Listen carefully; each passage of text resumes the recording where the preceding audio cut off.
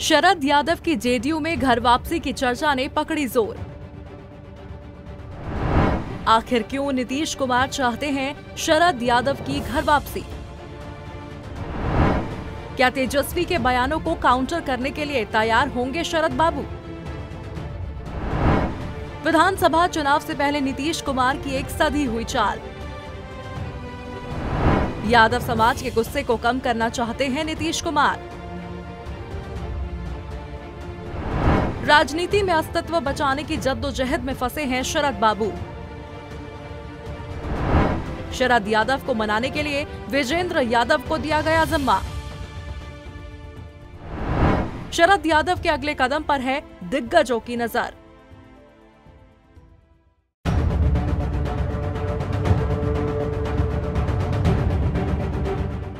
बिहार विधानसभा चुनाव से पहले जेडीयू और आरजेडी में एक दूसरे को मात देने के लिए जोर आजमाइश चल रही है।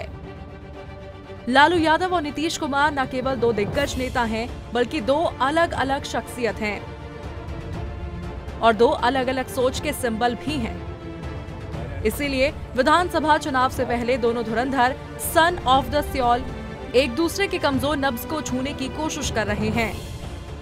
एक तरफ नीतीश कुमार खुद को सर्व समाज का नेता मानते हैं, तो दूसरी तरफ लालू यादव की निर्भरता ज्यादातर माय समीकरण पर है।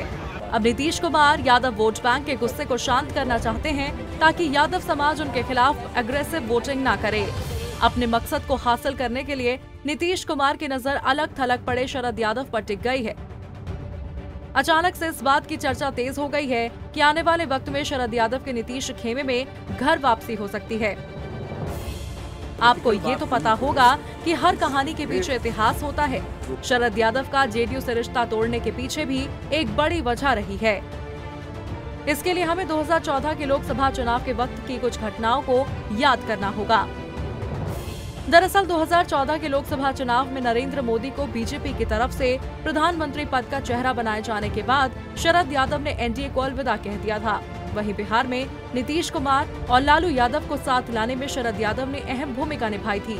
शरद बाबू नीतीश कुमार के विरोध के बावजूद नरेंद्र मोदी की गाड़ी चल निकली और वो प्रधानमंत्री की गद्दी पर जा बैठे।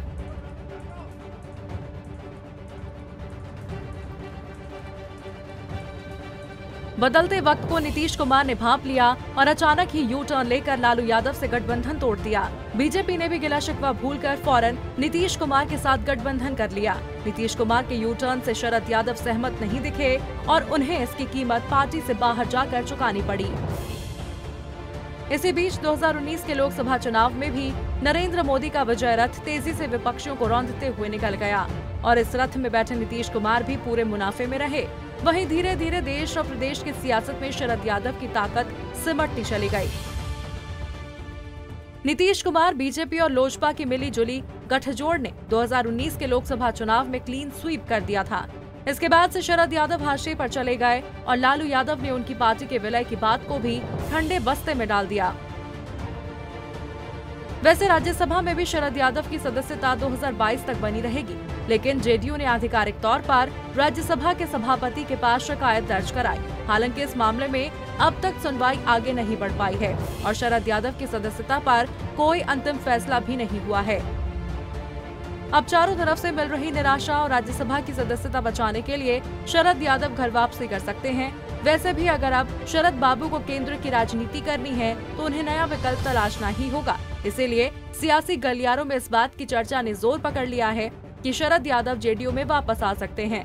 अगर शरद यादव जेडीयू में वापसी करते हैं तो न केवल उनकी राज्यसभा की सदस्यता बच जाएगी, बल्कि एक बार फिर वो राजनीति में मजबूती से सक्रिय हो जाएंगे।